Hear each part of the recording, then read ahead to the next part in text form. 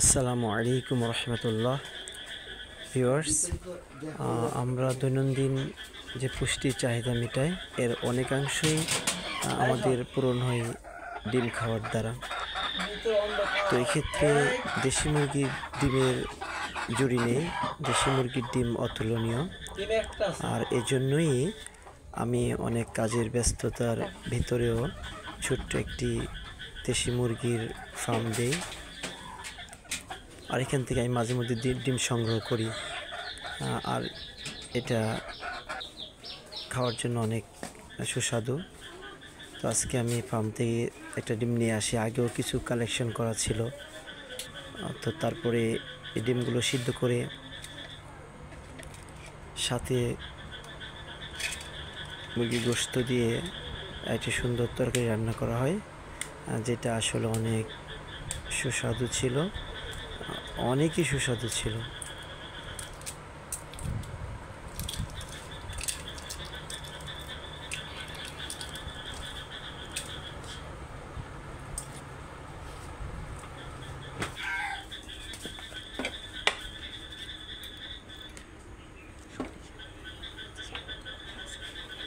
তো এখানে সরিষার তেল ব্যবহার করা হয়েছে এই তরকারি রান্না করতে। তো প্রথমেই যে ডিম সিদ্ধ করে ডিমগুলোকে খোসা ছড়িয়ে নেওয়া হয়েছে, তারপরে গোশতগুলোকে মশলা দিয়ে মাখিয়ে ভালোভাবে ভেজে নেওয়া হবে।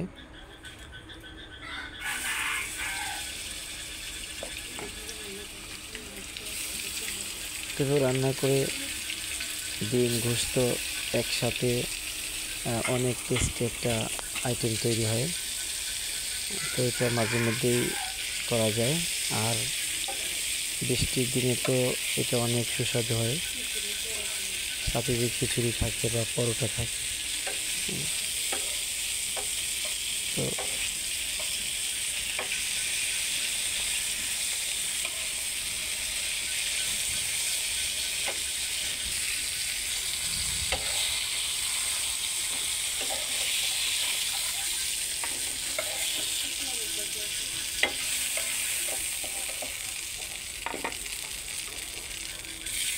এই তরকারিটা আমরা সাদা ভাত দিয়ে খেতে পারি, আবার পোলাও দিয়ে খেতে পারি।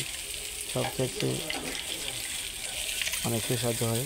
খিচুড়ির সাথে তো একেবারে এটা একেবারে এর কোনো জুড়িই নেই। খিচুড়ির সাথে অনেক টেস্ট হয়।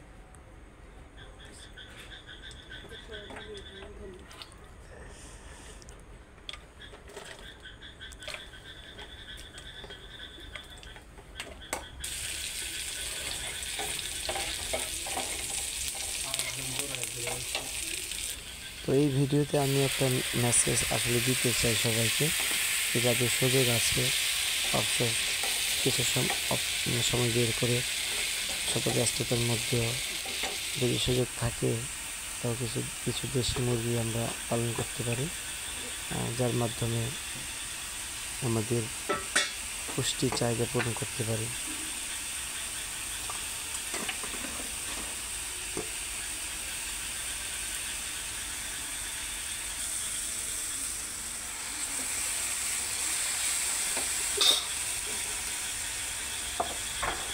সঙ্গে থাকুন। আপনাকে অনেক ধন্যবাদ ভিডিওটি কষ্ট করে দেখার জন্য। আসসালামু আলাইকুম।